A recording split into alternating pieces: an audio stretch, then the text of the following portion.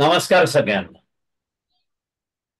आज आपण एक चांगला विषय घेऊन आजचा कार्यक्रम करतो. शुक्रवारचा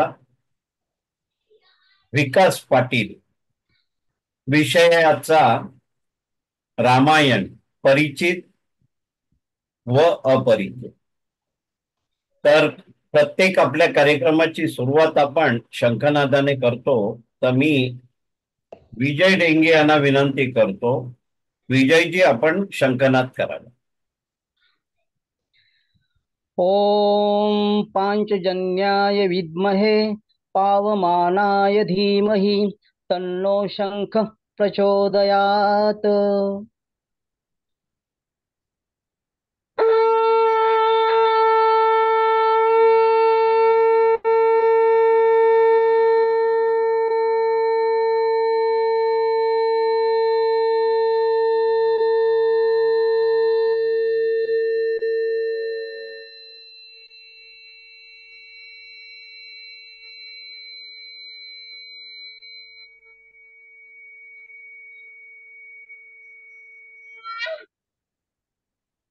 खूप सुंदर, खूप सुश्राव्य विजयजी.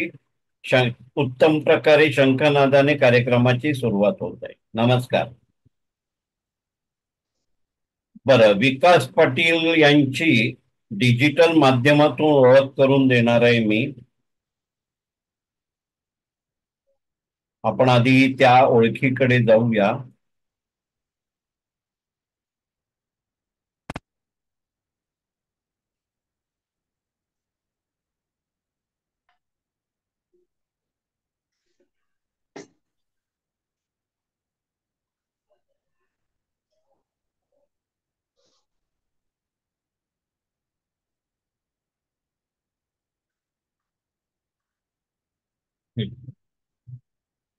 आजचा विषय आहे रामायण, परिचित अपरिचित. सादर करणार आहेत विकास दादाजी पाटील. थोडक्यात ओळख करून घेऊया. वय 76 वर्ष, 1953 पासून डोंबिवलीमध्ये वास्तव्य. बँड्रा स्कूल ऑफ आर्ट्स नावाजलेले वांद्र्याचं कॉलेज आहे, तिकडून त्यांनी कमर्शियल आर्टिस्ट हे पूर्ण केलं शिक्षण. त्या बँड्रा स्कूल ऑफ आर्ट्सला आता रहिजा कॉलेज म्हणतात. प्रिंटिंग व्यवसाय विपुल आर्ट्स. 1978 पासून नवजीवन सोसायटी बॉम्बे सेंट्रल इथे ऑफिस घेऊन स्वतंत्र व्यवसाय सुरू केला. त्यांच्याकडून शिकण्यासारख्या गोष्टी खूप आहेत. त्यापूर्वी नोकरीच्या ठिकाणी मालक बनून कसं राहायचं हे त्यांनी शिक्षण घेतलं आणि तेव्हाच कळतं की आपला व्यवसाय करायचा असेल तर कशावर मात करायला. नंतर पन्नालाल कंपाऊंड भांडूप इथे मोठ्या प्रमाणात प्रिंटिंगचा व्यवसाय सुरू केला. एक कमर्शियल आर्टिस्ट आणि सफल व्यावसायिक अशी मी त्यांची नेहमी ओळख का करून देतो की बरेचसे आर्टिस्ट ज्यांना आपण आर्टिसन म्हणतो, काही कारागीर असतात, पण ते व्यावसायिक नसतात. पण हे दोन्ही गोष्टी सफल, हे विकास पाटीलांकडे दिसतं. एक उत्तम आर्टिस्ट आणि एक सफल व्यावसायिक. त्याचबरोबर आता याला खूप गोष्टी जबाबदार आहेत की त्यांची एक आध्यात्मिक बैठक आहे. सफल व्यवसायातून स्वेच्छानिवृत्ती फार कमी लोक घेतात. आपल्याला डिटॅच करणं ते सुद्धा व्यवसायात, नोकरीची गोष्ट वेगळी असते. ते त्यांनी साध्य केलेलं आहे. गेल्या 36 वर्षापासून कोयना रायगडमध्ये फार्म हाऊस आहे आणि मातीवर आणि झाडांवर खूप प्रेम आहे. म्हणजे तिथे पोहोचल्या पोहोचल्या दुसऱ्या मिनिटाला मातीत उतरणं ही त्यांची आवड आहे. 2001 पासून सद्गुरू अण्णा गद्रे यांचा गुरु उपदेश मिळाला आणि सहवास लाभला. आपण अण्णा गद्रेंचा फोटो नंतर बघणार आहोत. गुरुचरित्राची अनेक पारायणं झालेली आहेत. हे जे आध्यात्मिक प्रवासावर आपण आहोत आता त्यांच्या आहे. अण्णा परमपूज्य अण्णा गद्रे यांचा फोटो आहे. अनेक यात्रा व तीर्थक्षेत्रांना भेटी, त्यातील बऱ्याच यात्रा सद्गुरू अण्णासाहेबांबरोबर अण्णांबरोबर झालेल्या आहेत. अक्कलकोट, गाणगापूर, पिठापूर, कुरवपूर, नरसिंहवाडी, औदुंबर, गरुडेश्वर, अबुदत्त शिखर, माणगाव ही दत्तगुरूंची स्थाने, तसेच कोल्हापूर, पंढरपूर, तुळजापूर, शिर्डी, श्रीशैलम, सोरटी, सोमनाथ अशी अनेक देवस्थानांच्या यात्रा दत्तकृपेने त्यांच्या पार पडल्या.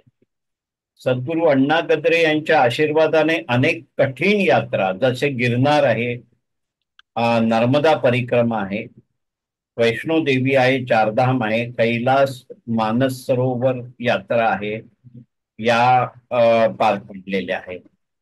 आता कैलास मानस सरोवर यात्रेचं वैशिष्ट्य म्हणजे वयाच्या 66व्या वर्षी आणि अगोदर कार्डियक थोडा त्रास झालेला असताना पण हे त्यांचं भाग्य होतं की त्यांना तिथे जाण्याची परवानगी मिळाली. आणि कधी कधी काही गोष्टी घडतात, त्याला काही नियम नसतो.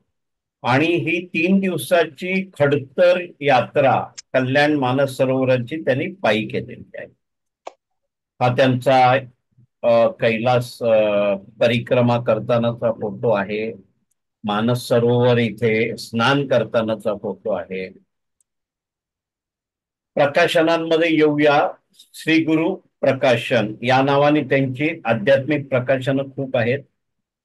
गुरुचरित्राचा संपूर्ण गद्यरूपी अनुवाद असलेलं गुरुचरित्र दिनदर्शिका ग्रंथ प्रकाशित केला. दिनदर्शिका म्हणजे त्याच्यात प्रत्येक दिवसाचं एक पान आहे, ते त्या दिवशी म्हणूनही तो ग्रंथ पुरा होतो. हे तो ग्रंथ आहे. लेखक श्री प्रभाकर क्षीरसागर.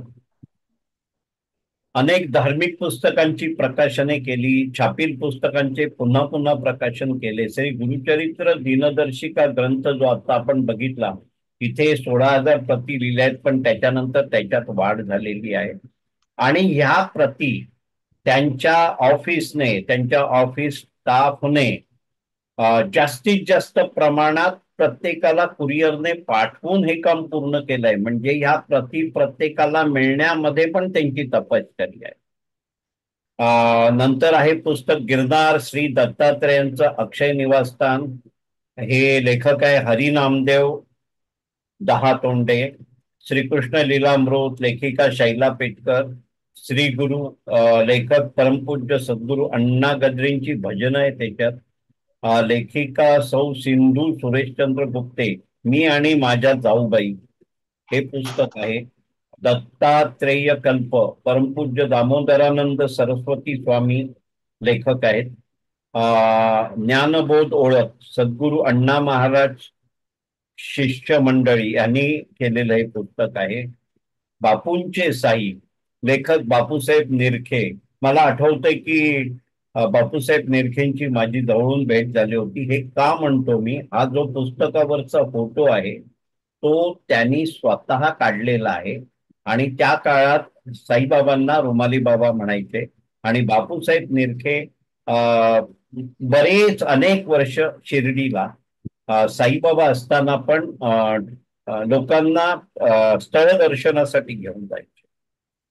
श्री गुरुचरित्रातील श्री गुरूंच्या साक्षात्कारी कथा हे विकास पाटील यांचं संकलन आहे. आध्यात्मिक परिक्रमा लेखिका पूनम यशवंत फवळे त्यांची पुस्तिका आहे.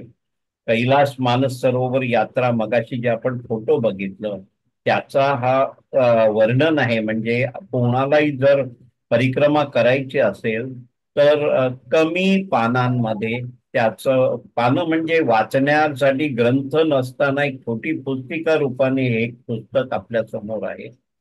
विविध आध्यात्मिक मासिकातून अनेक लेख छापून आले. भक्ती संगम, गजानन आशिष, साई लीला, साई सागर, स्वामी समर्थ, दिव्यांग वगैरे. मॅम ते अजूनही ते मासिकातून लेख येणं चालू आहे. तरुणपणापासून सामाजिक कार्यात सक्रिय काम केलंय. आता जर त्यांचं 76 वय असेल तर माझ्या आठवणीत गेले 60 वर्ष त्यांनी सामाजिक कार्यात सक्रिय काम केलेलं आहे, म्हणजे 18 वर्षाच्या आधीपासून, आणि ते काम आजही चालू आहे.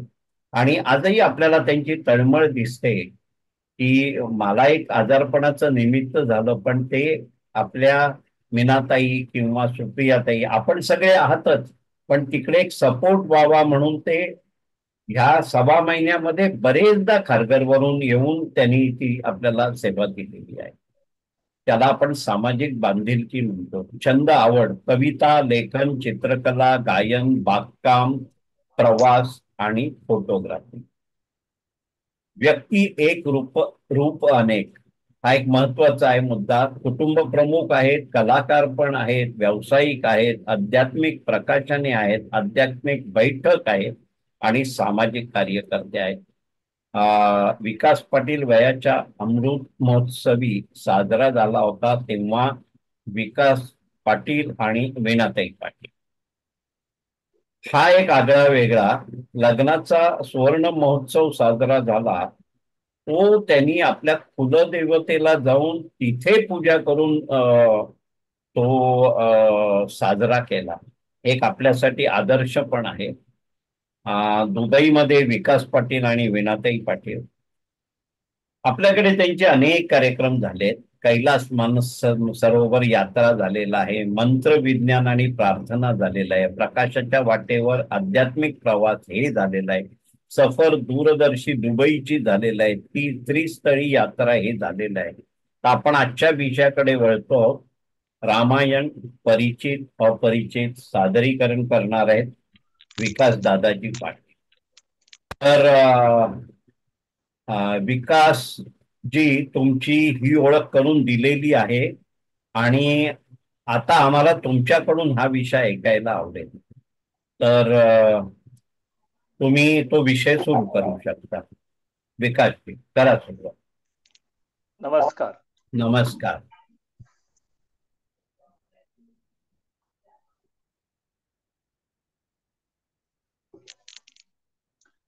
आपण विषयाला सुरुवात करतो. रामायण परिचित आणि अपरिचित. आता प्रथम आपण एक रामायणाचा फोटो पाहूया. वा.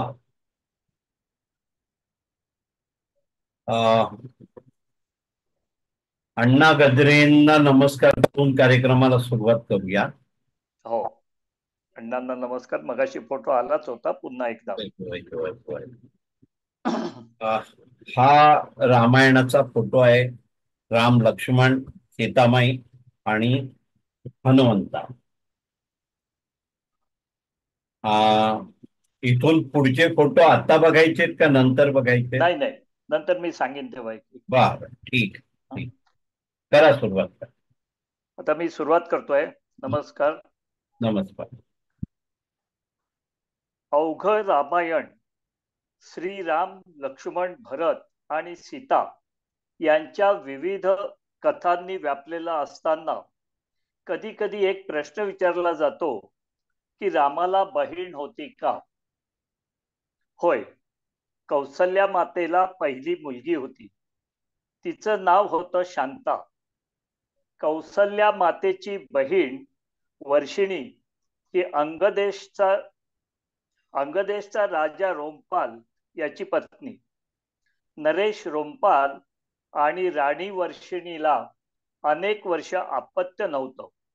ते दोघे एकदा कौसल्या मातेच्या भेटीला आले असता शांताच्या अवखळ बाललीलांनी मोहित झाले आणि त्यांनी कौसल्येकडे, ही देखणी सुपुत्री मला देशील का, असे वर्षिणी बहिणीने विचारले. कौसल्या मातेचे मन द्रवले. तिने आणि तात दशरथ यांनी शांताला तिच्या मावशीला दत्तक दिले.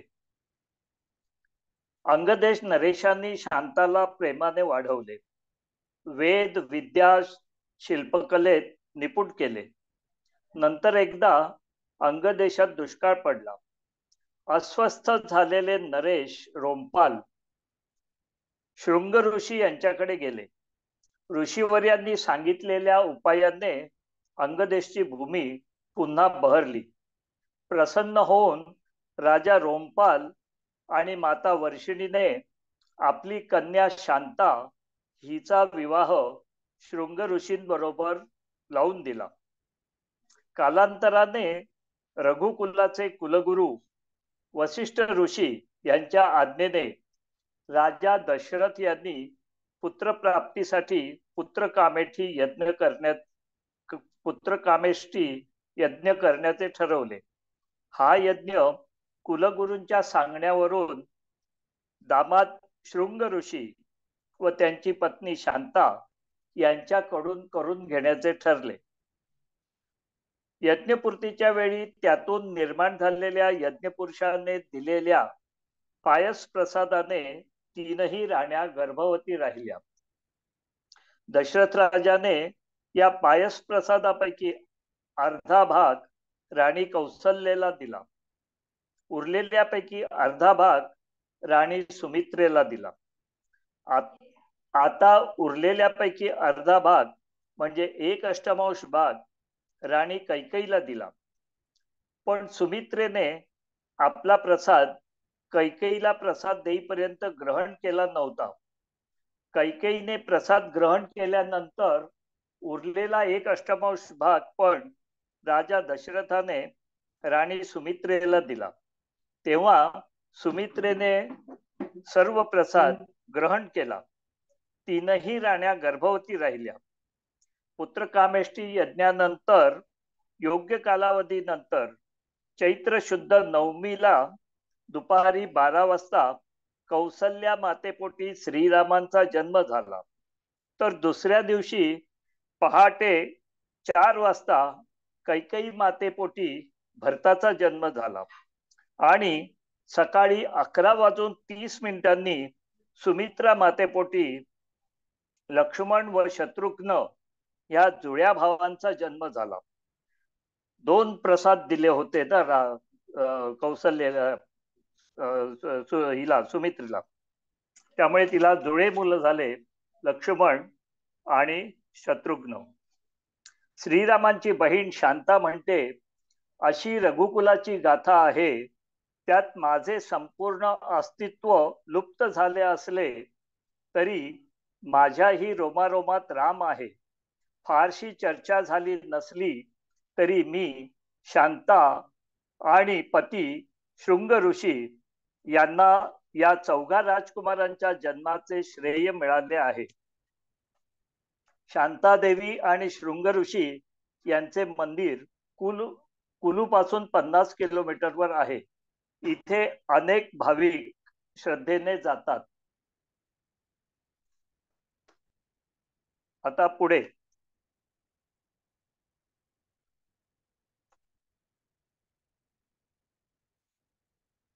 राजा दशरथाने आपल्या 4ही मुलांना शिक्षणासाठी एक मिनिट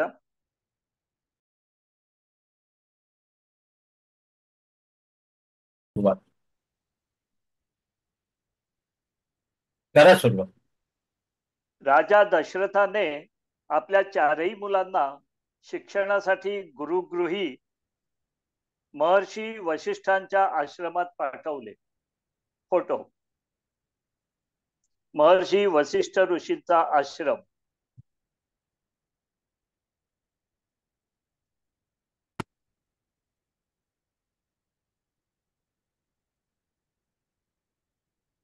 हा आहे ना?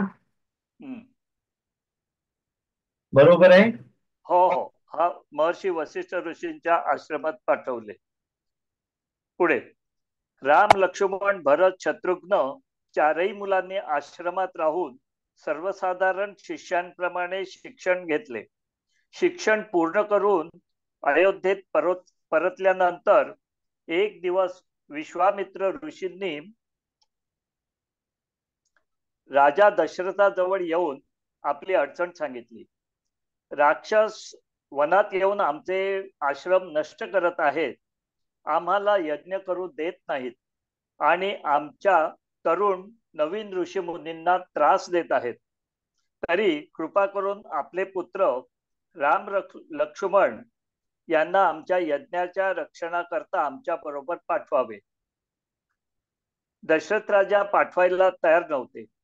तेव्हा त्यांना कुलगुरू वसिष्ठांनी समजावले आणि दशरथ राजांनी राम लक्ष्मणांना विश्वामित्रांबरोबर पाठवले. राम लक्ष्मणांनी यज्ञांचे रक्षण करून राक्षसांचा संहार केला.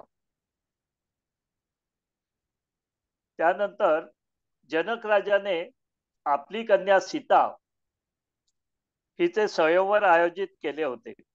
सर्व राजे महाराजांना निमंत्रण पाठवले होते.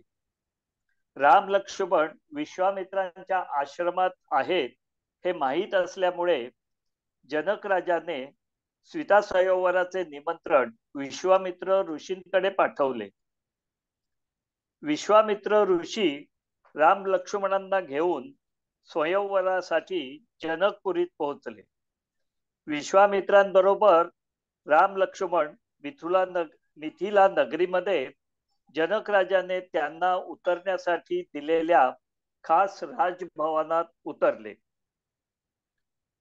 पहाटेचे आपले आधिक उरकल्यावर राम लक्ष्मण आपल्या गुरुवर्यांच्या देवपूजेसाठी फुले आणण्यासाठी बागेचे निरीक्षण करत होते. श्रीराम सीता प्रथम दृष्टी भेट. रामचरितमानस मध्ये तुळशीदासांनी केलेल्या पुष्पवाटिकेच्या वर्णनाप्रमाणे पुष्पवाटिकेचे वैशिष्ट्य म्हणजे सर्व वृक्ष व वेली एकाच वेळी नवीन पालवी फुले यांनी डवरलेली होती. त्यामुळे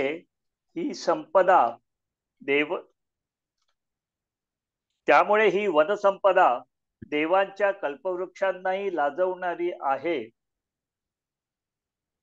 शरद ऋतूचं सौंदर्य बहरलं आहे. त्यामुळे बागेत चातक, पोपट, चकोर यांचे मधुर कुंजन सुरू आहे. मयुरांचेही चित्ताकर्षक नृत्य पाहायला मिळते आहे. बागेच्या मध्यभागी रत्नजडित पायऱ्यांची सुरेख पुष्करणी आहे. यातील पाणी अतिशय निर्मळ असून त्यातील लहरींचे नृत्य मनोहर आहे. तसेच या तलावात अनेक रंगांची कमळे उमललेली असल्यामुळे भृंगांचा मधुर गुंजारव कानी पडतो आहे. अशा अलौकिक दृश्य श्राव्य यांनी नयनरम्य असा हा खास जनक राजाचा बगीचा पाहून श्रीरामांचेही मन प्रसन्न झाले आहे. हे सारे पाहत व ऐकत राम लक्ष्मण पानांचा द्रोण करून त्यात फुले, बेल, तुळस, दुर्वा काढून ठेवत आहेत. त्या तलावाजवळ पार्वतीचे सुंदर मंदिर आहे आणि त्या मंदिरात पार्वती पूजन करण्यासाठी सीतेच्या मातेने सीतेला सख्यांसमवेत पाठवले आहे. त्या सर्वजणी त्याच वेळी बागेत प्रवेशल्या आहेत. त्यांच्या कंकण, मेखला, नुपूर, घुंगूर वगैरे अलंकारांचा मंजूळ आवाज राम लक्ष्मणांच्या कानी पडला. सीता आपल्या सखींसह सुस्नात होऊन गौरी पूजन प्रार्थना करून निघत होती. इतक्यात राम लक्ष्मण एका सखीच्या नजरेस पडले आणि तिने सीतेला हे सावळे रूप ध्यानी ठेव असे सुचविले. त्याच वेळी श्रीरामांची नजर सीतेवर खिळून राहिली. त्याचबरोबर पूर्वीची नारदवाणी आणि सखीवाणी यामुळे सीतेची ब्रह्ममायेची पुरातन प्रीती जागृत झाली. सीता चकोरी बनून लताकुंजा आडून लज्जावत होत शशीचे सुधापान करीत मुग्ध बनली. नयन मार्गाने हृदयरूपी गुहेत तिने रामरूप ध्यान कपाटात मंदिस्त करून ठेवले आणि सीता पुन्हा पार्वती मंदिरात प्रार्थना करण्यासाठी गेली. ती म्हणते, हे गिरिराजाच्या राजकन्ये पार्वती देवी, आपल्या ऐश्वर्याचा उत्कर्ष प्रकट कर. तू जशी महेशांच्या मुखचंद्रमयाची चकोरी बनली होतीस तशीच माझी अवस्था झाली आहे.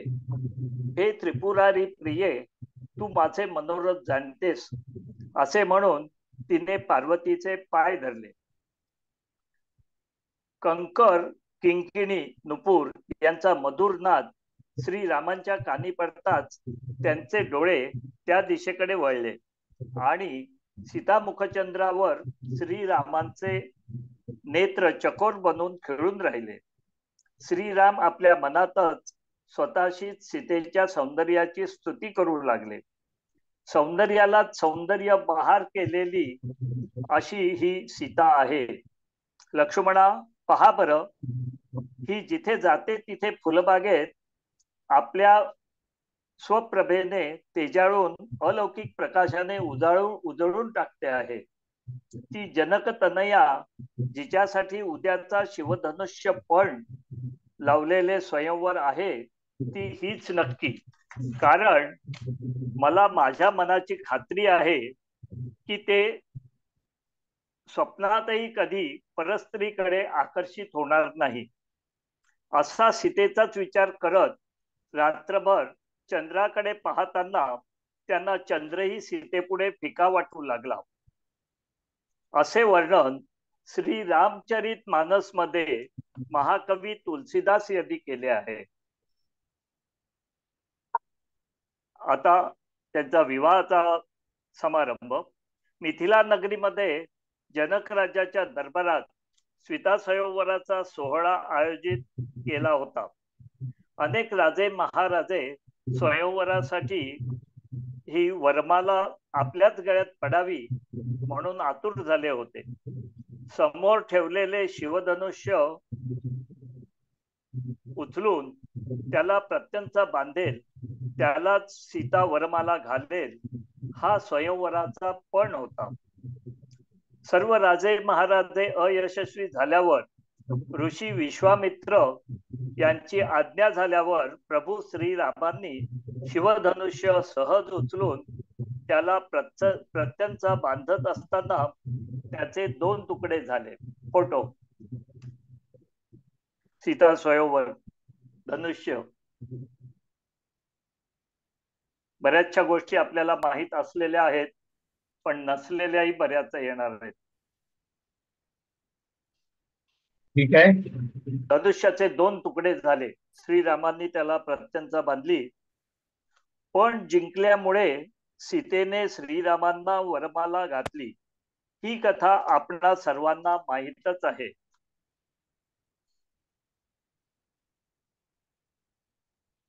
त्यानंतर जनक राजाने विधिवत विवाह समारंभासाठी राजा दशरथ यांना बारात घेऊन येण्यासाठी आपल्या देवव्रत याला बोलावणे घेऊन अयोध्या नगरीत पाठवले. ही वार्ता ऐकून अयोध्येत आनंदी आनंद पसरला.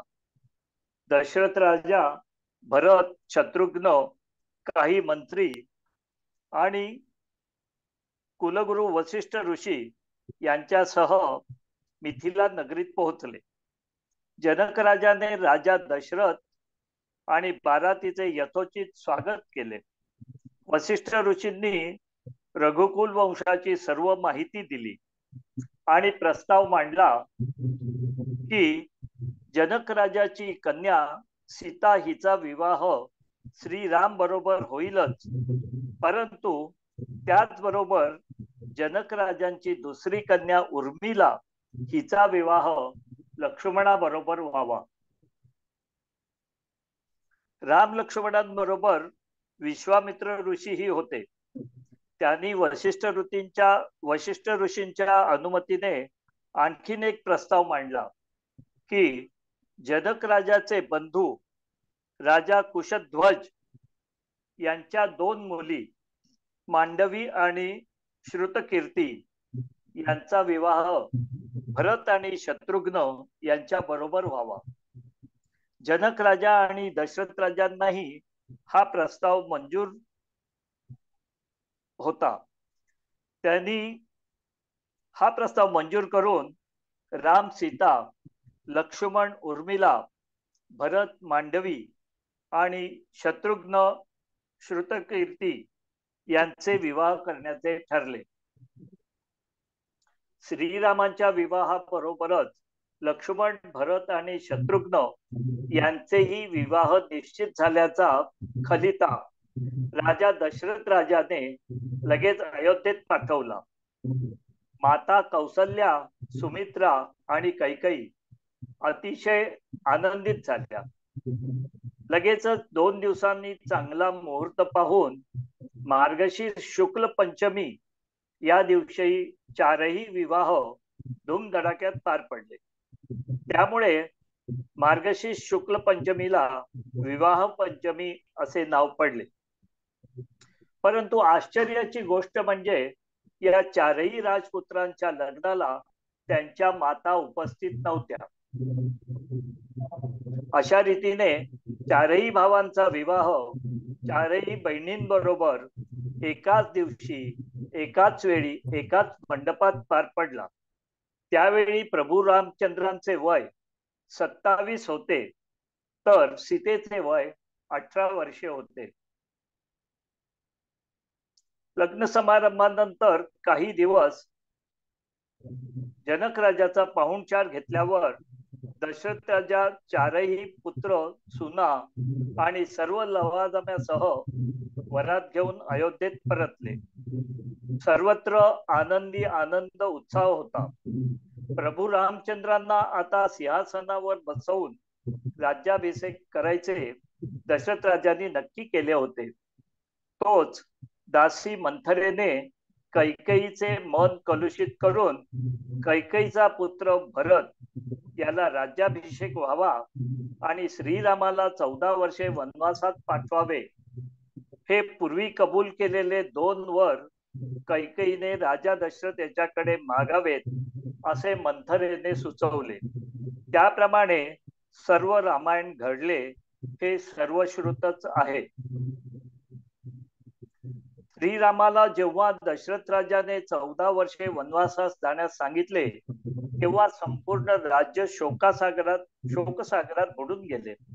परंतु श्रीरामांनी पित्याच्या वचनासाठी राजमहालाचा त्याग केला आणि वनवासासाठी निघाले. तर 14 वर्षाच्या वनवास काळात श्रीराम कुठे कुठे राहिले, कुठे महत्वाच्या घटना घडल्या, प्रवासातील महत्वाचे टप्पे आणि प्रवास कसा कसा पुढे गेला त्याविषयी.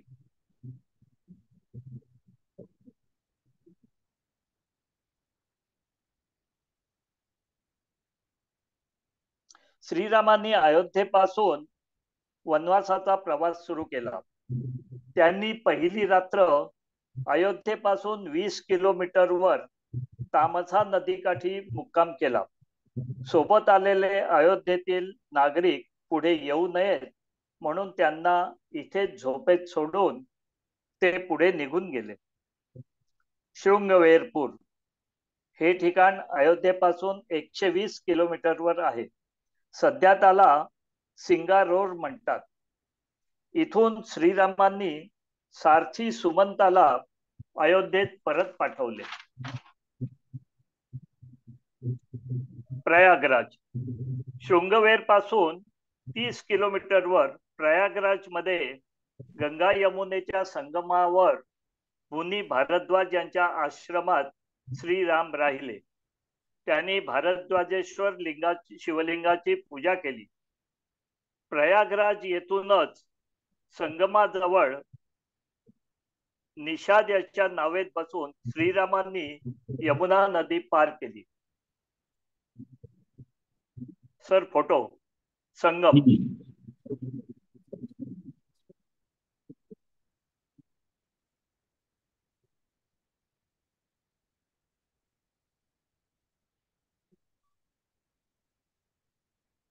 हा गंगा यमुना नदीचा संगम आहे प्रयागराज जवळ. ह्या नदीतून श्रीरामांनी पार केली. आता ऑक्टोबर मध्ये त्रिस्थळी यात्रेला मी गेलो होतो तेव्हा इथे प्रयागराज आणि अयोध्या इथे जाऊन दर्शन घेऊन आलो आणि स्वतः जाऊन आलो आहे. हा संगम आहे. पुढे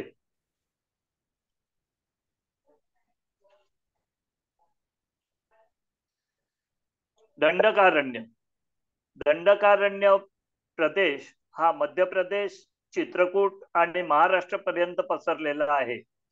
इथे श्रीरामांनी भ्रमण केले, अनेक संतांची दर्शने घेतली. आता चित्रकूट पर्वत. चित्रकूट पर्वत हा उत्तर प्रदेश आणि मध्य प्रदेश यांच्यामध्ये सतना जिल्ह्यात आहे. प्रयाग पासून 120 किलोमीटर आणि अयोध्येपासून 300 किलोमीटर असलेल्या या चित्रकूट पर्वतावर श्रीराम पोहोचले. तिथे कामदागिरी पर्वत परिसरात झोपडी बांधून राहिले. दशरथ राजाच्या निधनाची वार्ता घेऊन भरत श्रीरामांना इथेच भेटले. श्रीरामांना अयोध्येला परतण्यासाठी खूपच मनधरणी केली आणि ते शक्य झाले नाही तेव्हा श्रीरामांच्या पादुका घेऊन अयोध्येला परतले. श्रीरामांनी 14 वर्षे वनवासापैकी 11.5 वर्षे चित्रकूट पर्वतावरच वास्तव्य केले. चित्रकूट पर्वत. खानोलकर सर. हा चित्रकूट पर्वत. हा चित्रकूट पर्वत आहे. ओके. श्रीरामांनी 14 वर्षापैकी 11.5 वर्षे या चित्रकूट पर्वतावर वास्तव्य केलेलं आहे.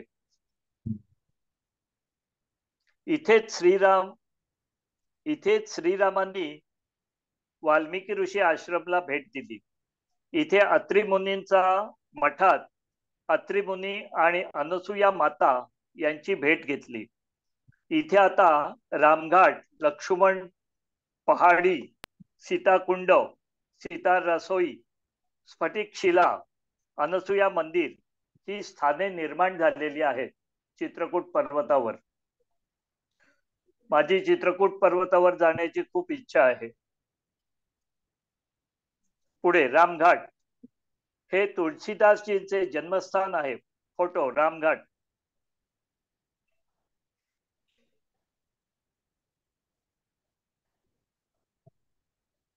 खानोलकर सर.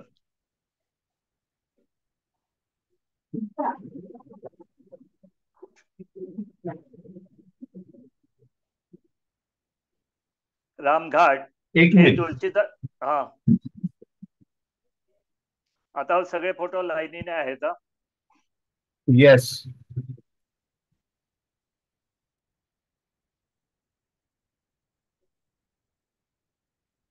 हा चित्रकूट पर्वत, हा रामघाट.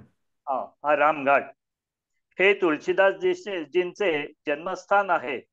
श्रीरामांच्या येथील मुक्कामात तुळशीदास यांनी श्रीरामांची सेवा केली. तुळशीदास श्रीरामांना रोज चंदन उगाळून टिळा लावित असत.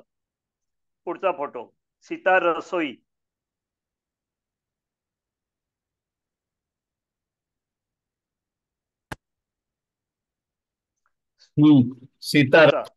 सीता रसोई. इथे सीता मातेने 5 ऋषींना भोजन दिले होते. पुढचा फोटो स्फटिक शिला.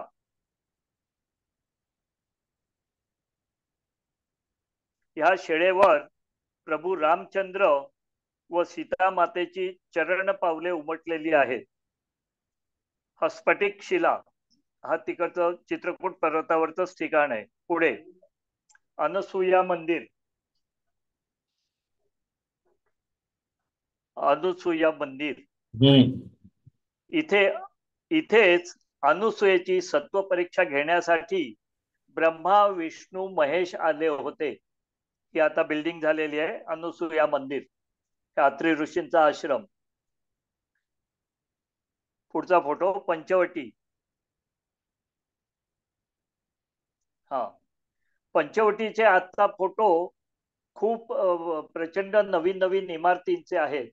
पण हा खरा मूळ पंचवटी म्हणजे चित्रकूट पर्वतावर श्रीराम नाशिक येथील दंडकारण्यात आले.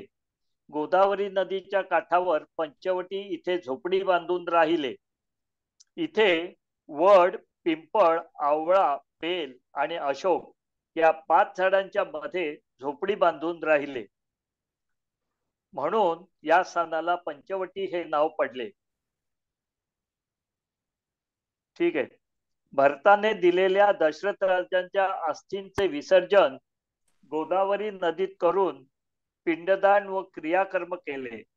त्यामुळे या स्थानाला रामकुंड नाव पडले. रामकुंड.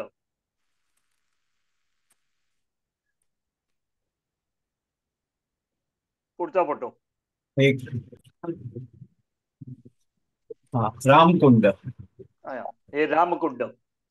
या इथे दशरथ राजांच्या अस्थींचं श्रीरामांनी विसर्जन केलं तेव्हापासून हे रामकुंड तीर्थ प्रसिद्ध झालेलं आहे नाशिक मधल्या अस्थि विसर्जनासाठी. ठीक आहे. आणि आजही रामकुंडातील अस्थि विसर्जन तीर्थ हे प्रसिद्ध आहे.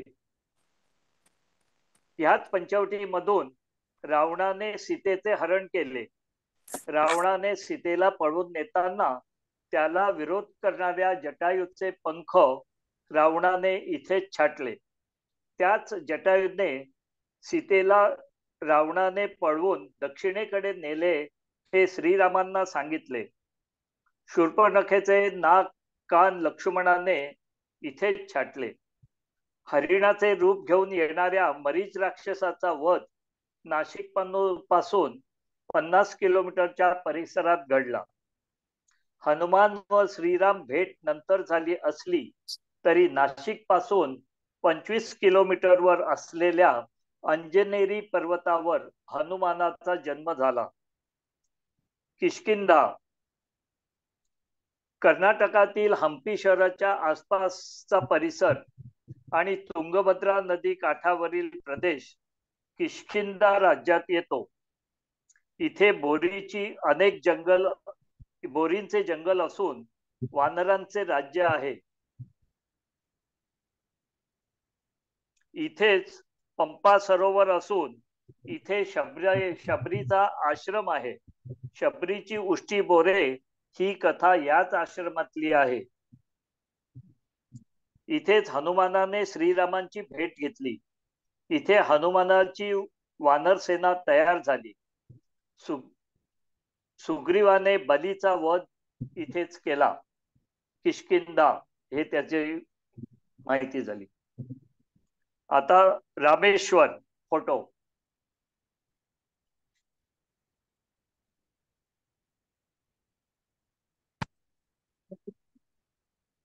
रामेश्वर.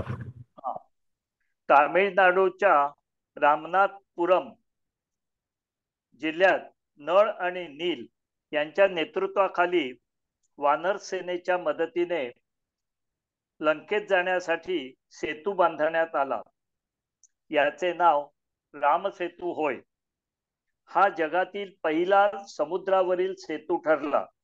आजही या रामसेतूचे अवशेष समुद्रात दिसतात. रामसेतू बांधण्यापूर्वी श्रीरामांनी इथे शिवलिंगाची ईश्वराची स्थापना केली म्हणून याचे नाव रामेश्वर पडले. हा अवशेष रामेश्वर. मंदिरानंतर हे सेतूचे अवशेष आहेत. सेतू, रामसेतू.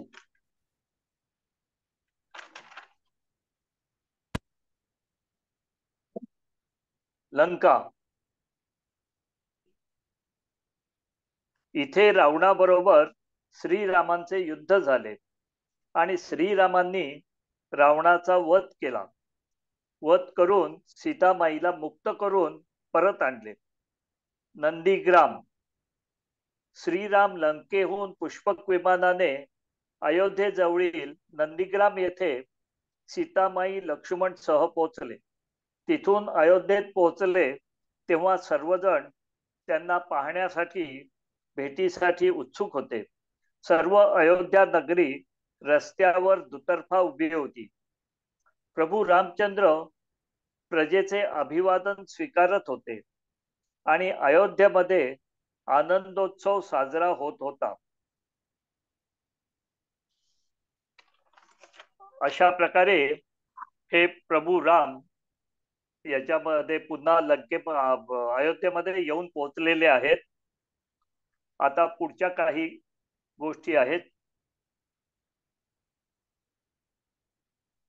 अशा प्रकारे 14 वर्षाच्या वनवासानंतर विजयी होऊन श्रीराम अयोध्येत परतल्यानंतर मंगलसमयी राज्याभिषेकाचा सोहळा चालू असताना वातावरण एकदम चिंताक्रांत गंभीर झाले. घडलं असं, राज्याभिषेकाचा सोहळा चालू होता. सर्वजण आनंदाने सामील झाले होते. सर्वांचे लक्ष कौतुक आणि त्याने केलेल्या कर्तव्य पालन यामुळे लक्ष्मणाकडे होते. रामाच्या मस्तकावर राजमुकुट चढविला जात होता. सुवर्ण फुले उधळली जात होती. त्याच वेळेला लक्ष्मणाला अचानक हसताना सर्वांनी पाहिले.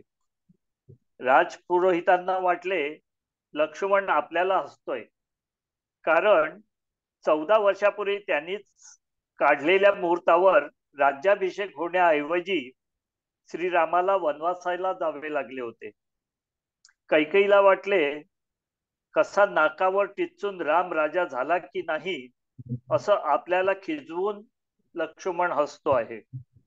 उर्मिलेला वाटलं आपला नवरा आपल्यालाच हसतो आहे, कारण तिला मनातून वाटलं होतं राम आणि भरत दोघेही राजा व्हायला तयार नाही म्हणत आहेत, तर लक्ष्मणाचा नंबर लागून जाईल.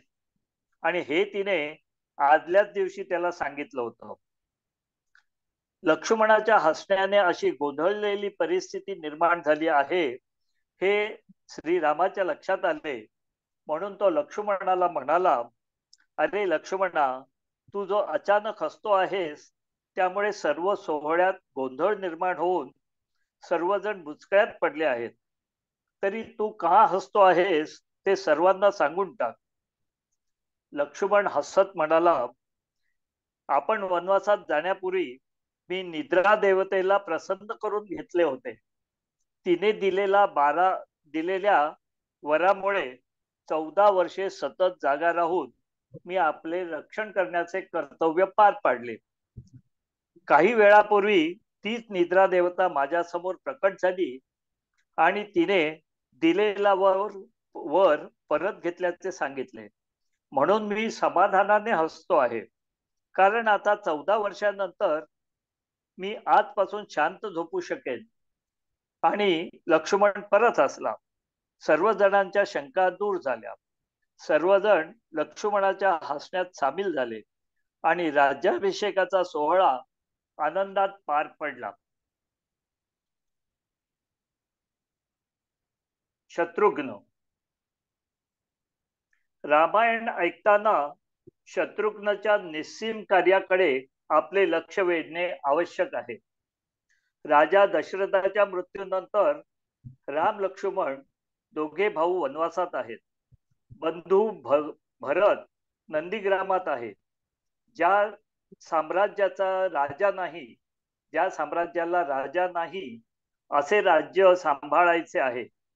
अशा वेळी राजनीती शास्त्रामध्ये सर्वात मोठे संकट अराजक हे आहे. म्हणून एखादा राजा मरण पावल्यावर त्याचा अग्निसंस्कार करण्यापूर्वी नवीन राजाचे नाव घोषित करावे लागते. राजनीतीप्रमाणे असा एकही दिवस नसावा की ज्या दिवशी राजा नाही. अयोध्येला 14 वर्षे राजा नाही. वडील स्वर्गवासी आहेत. दोघे भाऊ वनात आहेत. भरत पादुकांची सेवा करीत नंदीग्रामात आहे. मग अयोध्येचे 14 वर्षे राज्य कोणी सांभाळले? ज्या ठिकाणी राजा नाही अशा ठिकाणी सेना अस्ताव्यस्त होते. काही लोक विद्रोह करतात. मंत्रिमंडळ, सेना, राज्याचा कोश हे सर्व सांभाळणे सोपी गोष्ट नाही. बरे, शत्रुघ्नला फक्त राज्यच सांभाळायचे नव्हते, घरामध्ये असलेल्या 6 निराधार झालेल्या महिलांनाही सांभाळायचे होते. प्रत्येकीची मनोवृत्ती भिन्न आहे. कौसल्या माता रात्रंदिवस अश्रुपात करते आहे.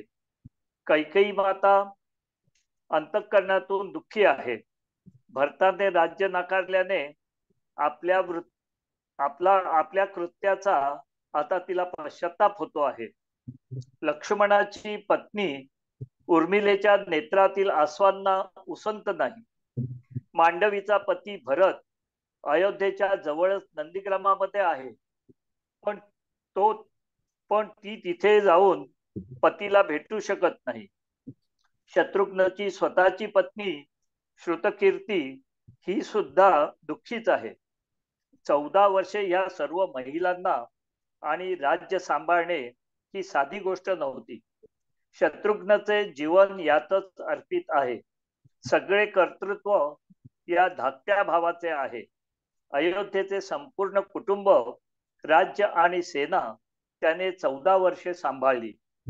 एवढे करूनही 14 वर्षानंतर प्रभू रामचंद्र परत आले तेव्हा त्यांच्या स्वागतासाठी शत्रुघ्न पुढे नाही. पुढे गुरुदेव वसिष्ठ जातात. नंतर रामाच्या पादुका घेऊन भरत जातो आणि सारेजण राम भरत भेटीचे वर्णन करतात, पण शत्रुघ्नचे कौतुक कोणीच करत नाही. आपल्या ह्या व्रताचे पालन करताना 14 वर्षात केव्हाही सिंहासनावर बसण्याचा क्षुद्र विचार शत्रुघ्नच्या मनाला कधीच शिवला नाही. वनात राहून वनवासाचे नियम पाळणे शक्य आहे. नंदीग्रामात राहून श्रद्धेचे नियम पाळणे शक्य आहे, पण रात्रंदिवस राजधानीत राहून रोजच्या रोज सगळ्या राज्य व्यवहाराचा परामर्श घेऊन अंतःकरणाने संन्यासी राहणे हे फार कठीण आहे. आणि एवढे सगळे करून शत्रुघ्नचे कुठेही कौतुक नाही.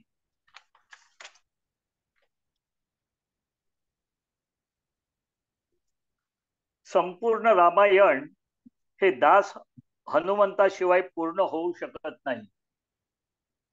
हनुमान प्रभू रामचंद्र वनवास संपवून रावणाचा वध करून सीतामाईंना घेऊन अयोध्येत परतले आणि सिंहासनावर बसले.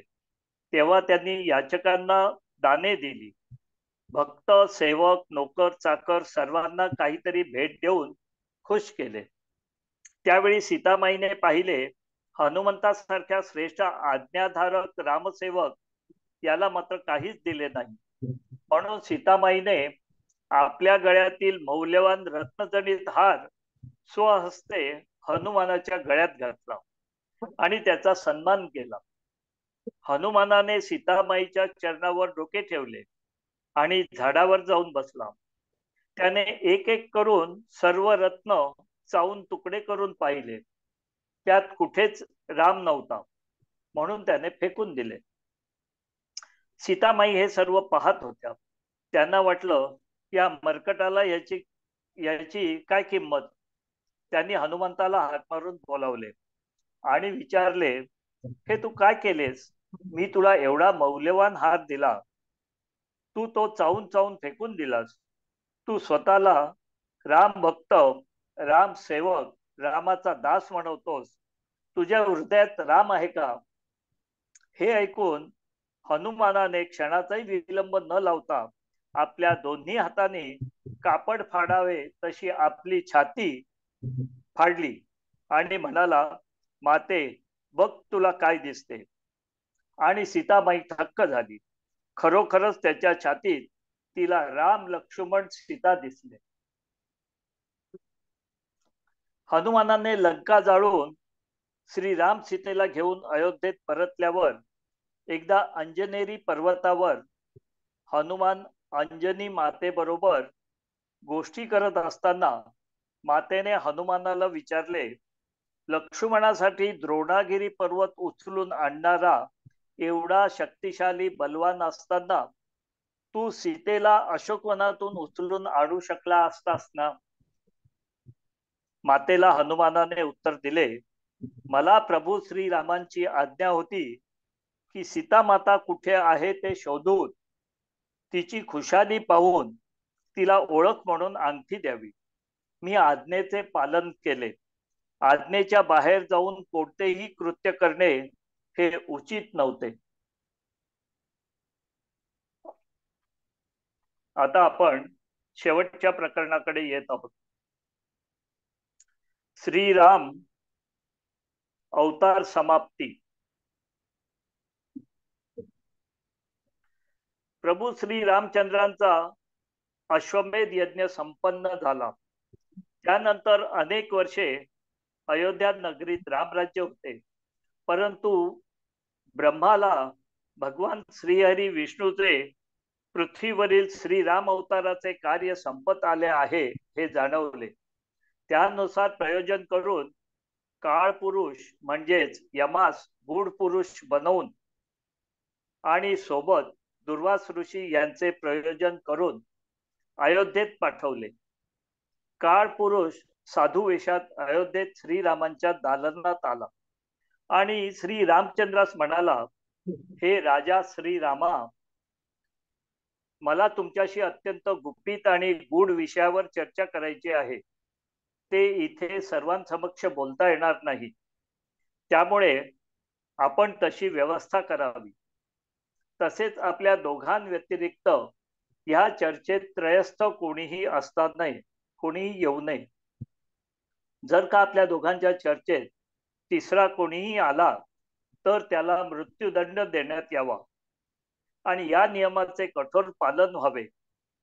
ही कठीण अट श्रीरामांपुढे ठेवली आणि ती श्रीरामांनी मान्य करून कक्षाच्या बाहेर लक्ष्मणाला नियुक्त केले.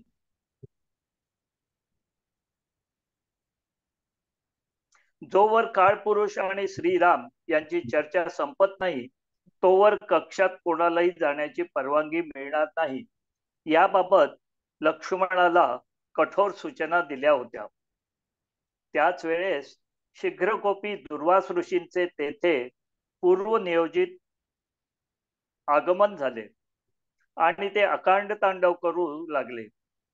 कुठे आहे श्रीराम? मला आताच श्रीरामाची भेट घ्यायची आहे.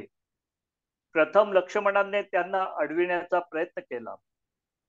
जर मला श्रीरामांची भेट झाली नाही तर आता या क्षणी ही संपूर्ण अयोध्या भस्म करून टाकेल असा शाप देऊ लागले. हे पाहून लक्ष्मणाने अद्वितीय त्याग केला. काळपुरुषाने घेतलेले देहदंडाचे बंधन त्याला आपल्या अंगी घेऊन श्रीरामांचे वचन मोडून अयोध्या वाचवण्याकरता तसेच दुर्वास ऋषींचा सन्मान ठेवण्याकरता श्रीराम आणि काळपुरुषाची चर्चा चालू असताना दुर्वास आगमनाची सूचना देण्यासाठी लक्ष्मण कक्षात गेला. इथेच वचनभंग झाला आणि नियमाप्रमाणे लक्ष्मण देहदंडाच्या शिक्षेस पात्र झाला. श्रीरामांना मोठा पेच पडला. अति दुःख झाले. प्रिय बंधू लक्ष्मणाला देहदंड द्यावा लागणार होता. त्यासाठी राज्यसभा भरवली गेली. गुरु वसिष्ठांनी शास्त्रोक्त उपाययोजना बघितली आणि देहदंडाला पर्यायी शिक्षा काय, देहदंडाचे स्वरूप चाचपून लक्ष्मणाला राजा प्रभू रामचंद्रांकडून अयोध्येतून हद्दपार होण्याची शिक्षा मिळाली. लक्ष्मण आणि काही प्रजाजन अयोध्या सोडून शरयू नदीकडे जलसमाधीकडे निघाले. बंधू लक्ष्मणाशिवाय श्रीरामांना तर अपूर्णताच. नंतर श्रीरामचंद्र, भरत, शत्रुघ्न आणि सोबत येणारे प्रजाजन या समवेत श्रीरामांनी शरयू नदीमध्ये जलसमाधी घेतली आणि आपली अवतार समाप्ती केली. तो दिवस अश्विन पौर्णिमेचा होता. त्या दिवशी पवनपुत्र हनुमान अयोध्येत नव्हता. नेमका हाच काळ बघून तो काळ पुरुष अयोध्येमध्ये काळ बनून आला होता. नमस्कार. खरंच कौतुक आहे विकास तुमचं, की बऱ्याचशा गोष्टी रामायणातल्या अपरिचित आणि परिचित गोष्टींची आठवण देत देत तुम्ही आमच्यापर्यंत आणल्या. आता मी ह्याचा थोडासा मागोवा घेणार आहे, कारण रामाची बहीण शांता इथून सुरुवात झाली. त्याच्यानंतर अंगदेशचा नरेश, अंगदेशाचा नरेश राजा म्हणजे कौसल्येची बहीण, त्यांना ती दत्तक म्हणून देण्यात आली. त्याच्यानंतर या बऱ्याचशा गोष्टी ऐकायला नवीन होत्या. त्याच्यानंतर इथे पुत्रप्राप्ती होण्यासाठी दशरथ राजाला जो यज्ञ केला त्याच्यामध्ये शांता आणि शुंग ऋषी म्हणजे तिचे यजमान यांनी तो केला. त्यानंतर हा जो प्रसादाचं वाटप, त्यामुळे दोघींना एक एक मूल झालं. राम आणि भरत आणि लक्ष्मण आणि शत्रुघ्न हे जुळे मुलगे झाले. काय होतं, काही गोष्टी माहिती पण असतात, पण मधल्या काळामध्ये त्याचं विस्मरण पण झालं होतं. पण बऱ्याचशा गोष्टी तुम्ही नव्याने सांगितल्यात आणि त्या आम्हाला खूप भावल्या. त्याच्यानंतर सीता स्वयंवरामध्ये ऋषी मुनींसाठी, आपल्या गुरुवर्यांसाठी पूजेसाठी फुलं काढायला राम लक्ष्मण बाहेर पडलं असताना सीतेचं दर्शन आणि पार्वतीच्या पूजेसाठी निघालेल्या सीतेला रामाचं दर्शन, हा पण एक नवीन प्रवेश ऐकायला मिळाला. आणि सीतेचे सौंदर्य आणि पार्वतीची पूजा वगैरे हे त्याच्यानंतर. त्याच्यानंतर दशरथाने प्रस्ताव मांडला की चौघींची व्हावी, पण त्या दोघी सीतेच्या चुलत बहिणी होत्या ह्याची वाच्यता आज तुम्ही केली. म्हणजे सीता आणि उर्मिला सख्या बहिणी आणि मांडवी आणि श्रुतकीर्ती या चुलत बहिणी होत्या. तर त्याच्यानंतर मंथराने कान फुंकले. त्याच्यानंतर तुम्ही सांगतात 120 किलोमीटर पर्यंत रामाबरोबर प्रजा आली आणि तिथे प्रजेला रात्री गाफील ठेवून आणि रामाने ती नदी पार केली आणि पलीकडे निघून गेले. तर सारथी सुमंताचा पण उल्लेख केला. मी ऐकताना फार छान पण वाटलं आणि छान नवीन ऐकतो असं पण वाटलं. प्रयागराज ते चित्रकूट पर्वत परत 120 किलोमीटर, म्हणजे हा पण अंदाज का छान आहे तुम्ही दिलेला. का आता कुठे जर कधी त्या भागात जायचं झालं तर आपल्या समोर ती स्थळं येतील. त्याच्यानंतर यमुना आणि गंगाचं संगम दंडकारण्य. आता दंडकारण्यात भरत बेट आली, रानघाट आणि रानघाट आहे, सीतेची रसोई आहे, स्फटिक शिळा आहे, अनसुया मंदिर आहे, पंचवटीचं तुम्ही छान वर्णन सांगितलं की 5 वृक्ष आणि त्याच्या दिशा पण त्या चित्रात दिलेल्या आहेत. पूर्वेला कोणतं आहे, पश्चिमेला कोणतं आहे, उत्तरेला कोणतं आहे, दक्षिणेला कोणतं आहे, माझ्या मते ईशान्याला कोणतं आहे. ते 5 वृक्षामध्ये आपले कुटीर बांधली होती रामाने, म्हणून त्याला पंचवटी म्हणतात. तसंच रामकुंड, कारण पंचवटी रामकुंड हे सगळे नाशिकच्या जवळ आहेत. रामकुंड, दशरथ राजाचे अस्थि विसर्जन तिथे झालं. परत मी म्हणतो काही गोष्टी ज्ञात होत्या पण विस्मरणीत असतात. तर त्यामुळे तिथे अस्थि विसर्जन साठी ती एक फार योग्य जागा अशी समजली जाते. जटायू आहे, शूर्पणखेचे नागकान आहे, अंजनेरी पर्वत, हनुमानाचा जन्म तो तिथून कमी अंतरावर आहे, 20 किलोमीटर वगैरे तुम्ही उल्लेख केला. आणि परत अंजनेरी पर्वताचा उल्लेख शेवटी आलेला आहे की हनुमान आपल्या आईला भेटायला जातो, त्याच्यावर आपण येऊ. पण किंचिदा हे वानरांचं राज्य होतं. म्हणजे काय, असं एखादं अरण्य की जिथे वानर सेना भरपूर होती, तिथेच शबरीचा आश्रम, आणि म्हणून ती वानर सेना बनणं सोपं झालं. त्याच्यानंतर आपण रामायणातल्या पुढच्या भागात येतो, रामेश्वर आणि राम सेतू आणि लंका. ठीक आहे, लंकेमध्ये रावणाशी लग्न झालं, ते जिंकलं आपण. तिथून नंदीग्रामला पुष्पक विमानाने हे तिघे आले, राम लक्ष्मण सीता. आणि राज्याभिषेकाचा उल्लेख केला, आणि लक्ष्मणाला हसणं आवरलं नाही. आपण एक छान प्रखर उल्लेख तुम्ही केलाय की ऋषींना वाटलं की मागच्या वेळेला राज्याभिषेकाच्या वेळेला ते सफल झालं नाही म्हणून त्यांना लक्ष्मण हसला की काय. कैकईला वाटलं की लक्ष्मणाने 14 वर्ष रामाला बाहेर पाठवलं ह्या शब्दांसाठी हसतोय असं. उर्मिलेला वाटलं की लक्ष्मणाला आदल्या दिवशी ती सांगत होती की आता तू राजा हो, कारण ह्या दोघांनाही इंटरेस्ट नाहीये, राम आणि भरताला, तर आपण होत नाहीये त्याच्यासाठी हसतोय असं वाटलं. पण हे आपल्याला माहिती होतं की लक्ष्मणने सातत्याने 14 वर्ष पहारा दिला दोघांना, राम आणि सीतेला. पण हे निद्रादेवीचा उल्लेख आल्यामुळे बरं वाटलं. आणि निद्रादेवीने तेव्हा त्याला सांगितलं, आजपासून मी तुझ्यावर जो अंमल आणला होता की निद्रा नाशाचा, कारण पहारा देण्यासाठी, तो त्याच्यातून तुला मुक्त करतोय. तो पण एक ऐकायला छान वाटलं.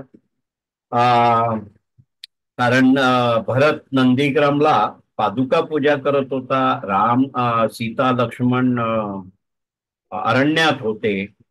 पण मग हे राज्य कोणी सांभाळलं? शत्रुघ्न या व्यक्तिमत्वाचं खूप महत्व इथे आलेलं आहे. म्हणजे अरण्यात जाऊन राम सीता लक्ष्मणने जो काही भोगला, तो एक त्याचा भाग होता, म्हणजे तो अपेक्षित होता.